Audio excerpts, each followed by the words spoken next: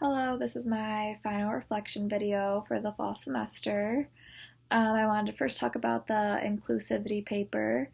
I thought this was a great project and I thought I really learned a lot about a lot of things. So to begin, it taught me a lot about other identities. I read the book Between the World and Me, and I think it was great that the instructions instructed us to pick a book about an identity different from ours. Um, Doing this gave me a different perspective on things. It also allowed me to reflect on my perspective before and then my perspective after. I read the book Between the World and Me, and this book is about an African American man telling his story. I think we're also able to reflect this to a single story because um, I don't just know a single story anymore. I'm kind of reading and learning about other people's stories, which is giving me and teaching me more perspectives about people and identities. Um, I was also able to tie this in with storytelling for social justice, which is a discussion we had in class one day.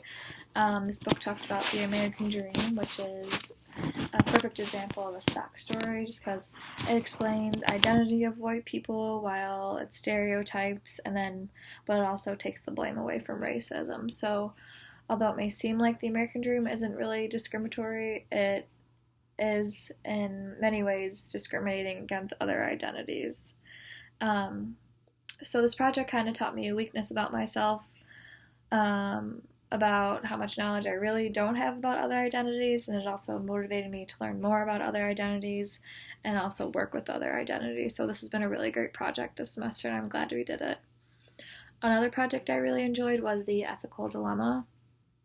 I thought this was a really exciting and entertaining and fun project, and I was made it fun learning about ethics. It was really great how we got to learn from the groups who have worked on their ethical case, and then we also got to hear from other students. So this way we were able to learn and hear from a ton of different perspectives, and there's so many ethical dilemmas that we could have made up. So it was really great to hear about from everyone's ideas and such. And also, I want to talk about my major and minor team. So I'm on the steering committee, and within the steering committee, I sit on the Counseling Center Advisory Committee. So we meet just once a month for this committee, and we met this last Friday. And this last Friday, we just had a really interesting discussion. I just learned that there was a protest going on from the students who just aren't happy or just they're still unclear about how McKinley and the counseling center works.